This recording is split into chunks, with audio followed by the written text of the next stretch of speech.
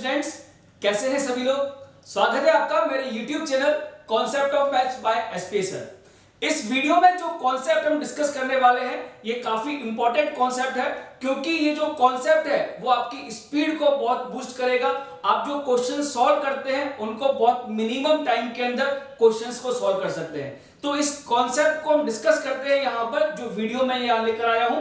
Concept यहाँ पर यह है, आपने देखा होगा कई बार आपके पास फंक्शन इस तरह से लिखा होता है, y इज इक्वल टू, ऊपर न्यूमरेटर में कोई क्वाड्रेटिक एक्सप्रेशन लिखा हुआ है और नीचे लीनियर फंक्शन लिखा हुआ है, और पूछा जाता है कि इस फंक्शन का जो रेंज है वो r होगा या नहीं होगा। मतलब कहने का यह है कि जो फंक्शन आपको दिया हुआ है ये इंटरवल r में माइनस इंफिनिटी से प्लस इंफिनिटी में ये फंक्शन ऑन टू होगा या नहीं होगा। तो इस तरह के जो क्वेश्चंस होते हैं इनको बहुत इजीली आप सिंपलीफाई कर सकते हैं चुटकियों के अंदर, बिना किसी कैलकुलेशन के। ठीक है, कॉन्सेप्ट यहां पर क्या है, ध्यान रखिएगा। यदि आपको ये फाइंड आउट करना है कि इस फंक्शन का रेंज r है या फिर नहीं है, तो इसको फाइंड आउट करने के लिए सिर्फ और सिर्फ आपको ये चेक करना है कि यहां पर डिनोमिनेटर में जो आपके पास एक्सप्रेशन लिखा हुआ है x माइनस गामा, तो इस गामा की जो वैल्यू है वो अल्फा और बीटा के बीच में है या नहीं है।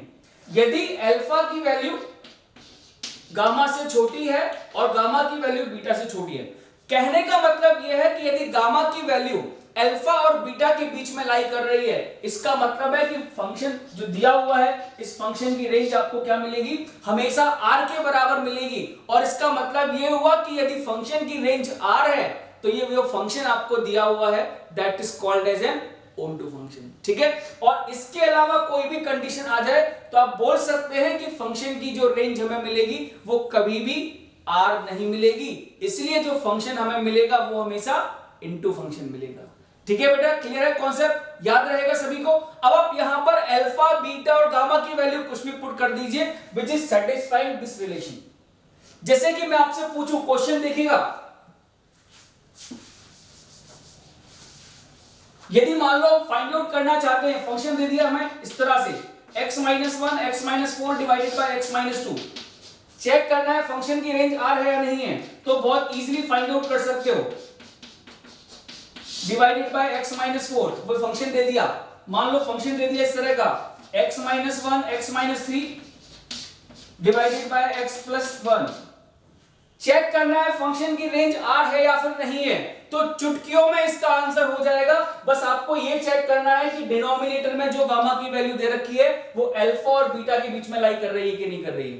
यदि यहां पर गामा की वैल्यू लाई करती है बिटवीन अल्फा एंड बीटा, इसका मतलब फंक्शन की रेंज कितनी है बेटा, r के बराबर है। यदि यहां पर गामा की वैल्यू चेक करें तो गामा की वैल्यू चूंकि अल्फा और बीटा के बीच में नहीं है, -1 is less than 2 is less than 4, तो यदि गामा की वैल्यू अल्फा और बीटा के बीच में नहीं है, इसका मतलब फंक्शन की जो रेंज मिलेगी वो हमें कभी भी r के बराबर नहीं मिलेगी। ये डायरेक्टली आप आंसर कर सकते हैं। सेम इसी तरह से यदि आप यहां पर देखेंगे तो आप देखेंगे कि गामा की जो वैल्यू मिलेगी -1, ये चूंकि अल्फा और बीटा के बीच में लाई नहीं करती है, इसका मतलब ये हुआ कि जो फंक्शन हमें दिया हुआ है इस फंक्शन की रेंज हमें कभी भी r नहीं मिलेगी।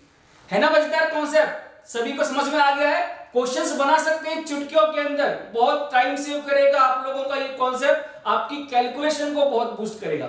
ठीक है बेटा, चलिए थैंक यू।